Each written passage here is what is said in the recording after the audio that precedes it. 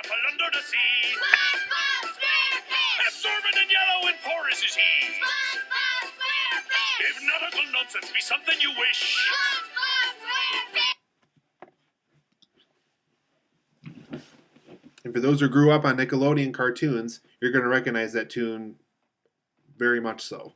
So, hey guys, today's video is going to be about my movie review for SpongeBob 2, Sponge Out of Water. This is the new SpongeBob movie that came out by Nickelodeon. It is a feature film that offers both animation of SpongeBob, the regular 2D animation of SpongeBob, as well as live action with 3D CGI elements to bring the SpongeBob characters to life out of the ocean. So this is, like I was saying before, this is the second outing of a SpongeBob movie to hit the big screen. And this time around, basically the main plot of the movie is that SpongeBob and the gang, people just absolutely love the Krusty Krab, and the people kind of rely on them for good burgers and good meals, and it's kind of like, in a way, it's kind of these fish's grocery store in this area of the ocean. And basically one day the Krabby Patty secret formula, which Mr. Krabs, even throughout the TV show, forbids from showing anybody what it is. Basically it goes miraculously missing, and the people of Bikini Bottom, including SpongeBob and Mr. Krabs and even Plankton, don't even know where it went. And so basically SpongeBob and believe it or not, Plankton and a few other people in the Bikini Bottom area go on a search for it. They try to figure things out. Plankton has a pretty big part in this film, so I don't want to get too much away, but I will say, for those who like the character of Plankton, he has a very big role in this film, even bigger, I would say, than the first film. So he becomes very helpful in this movie. Through a series of events, they find this character named Burger Beard, who is trying to start up a food truck business that's kind of has a pirate theme to it. And so, stole the secret formula, through a series of events.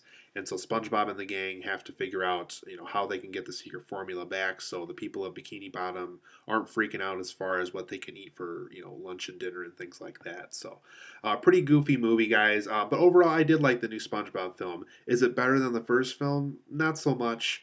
I would say the first SpongeBob movie is better than this one, but this one's a lot of fun. If you have kids, if you are somebody that grew up on SpongeBob like I did, you're definitely going to have a lot of fun with this movie. It definitely has that nostalgia factor, which I think is something that a lot of people are probably going to really enjoy about this movie.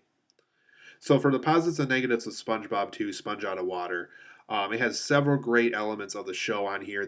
All of it is on display. The great writing, the literal humor.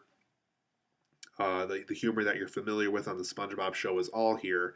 All the characters' personalities that we're familiar with, with these characters and with the voice talents and things like that. So, all on display here, and they're all very, very good. Most of the lead characters from the show get a lot to do by the third act of the movie, and this is when literally the film has that the Sponge Out of Water theme going on with all these characters that we were familiar with the show reaching the surface, and they explain at one point how they're able to do that without drying out like they would do on the TV show. So a lot of the lead characters from the show get a lot to do by the third act of the film, and for those who have already seen trailers for this film, you probably were already kind of aware of that from what the trailers showed you. I do like how the film does spend a lot of time, though, with the 2D hand-drawn animation that we're very familiar with from the show. I think it was a smart decision to have more footage of that, more so over footage of live action with the 3D CGI of these characters walking around. Though it was cool while it lasted and while it was around in the movie, I think just because we're so familiar with seeing SpongeBob done in 2D animation, I think it was a smart choice on Nickelodeon's behalf to be able to focus more so on that than the live action 3D stuff, because we're not used to seeing SpongeBob that way. But I do like how 2D animation is still around. The hand-drawn stuff is still around, and that Nickelodeon chose to do that for their new SpongeBob movie, which I think is a huge thumbs up in my book. And that goes to my next point. Even when the film doesn't go into live action mode and has all the 3D CGI elements, the CGI really does look great here. The visual effects do look great. These really do feel like these SpongeBob characters are out on the surface doing all this stuff that we're seeing them do. Just great use of CGI here, so huge thumbs up once again to Nickelodeon. They did a great job with both the CGI and the visual effects of this film. For my negatives of the new SpongeBob film, though, I do feel that the character of Plankton did have too much screen time. And, though that's not a bad thing, and though Plankton is a very notable villainous character on the show, I feel like we're spending too much time with him in this movie. I feel like they're giving him more screen time than he really needs to. And I feel like they're giving him screen time for the wrong reasons. And I also thought the character of Patrick Star didn't get enough screen time in this movie just because he is a so important character in the show. Patrick Star had a very big role in the first SpongeBob film. He has a very big role in the SpongeBob show. And he feels like he's kind of thrown to the side in this movie. He's kind of just there for those small comedic moments when they happen, and then that's about it. I really feel it was kind of unusual how the film does spend so much time with both SpongeBob and Plankton when Plankton probably should have just been a side character in the end. But I thought it was just kind of weird how they put a character that's not normally a big character in a big role in a movie like this. It was just kind of unusual to me how they pulled that off.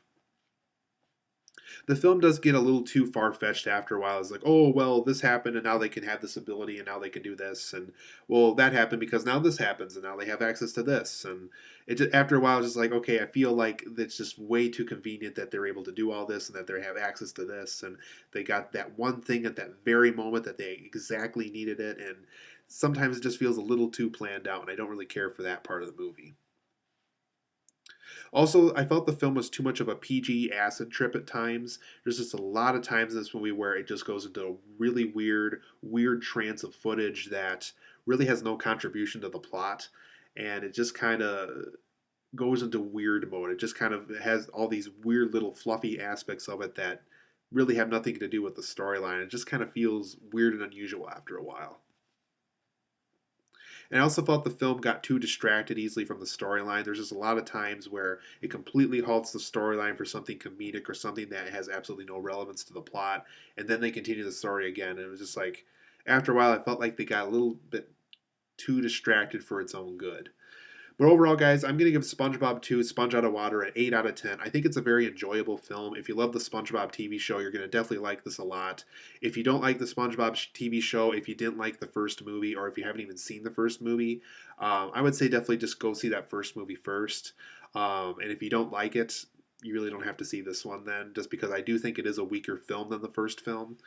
But like I said, if you like SpongeBob, if you want a good, SpongeBob thing to watch, it's a fun time. I don't really see myself owning this film though, and to be honest, I really think this film might be a better rental than something that you need to see in the theater. It's not a bad film. There's definitely worse films you can see in the theater right now, but it's not exactly a film I think I would rush out to see after experience it for myself. So, SpongeBob 2, pretty good film, thumbs up, 8 out of 10. It's a good film, not a great film. First film's a little bit better for me, but if you like SpongeBob, you'll probably get into it pretty well. But like I said, go into it knowing that it's probably not going to be as good as the first film.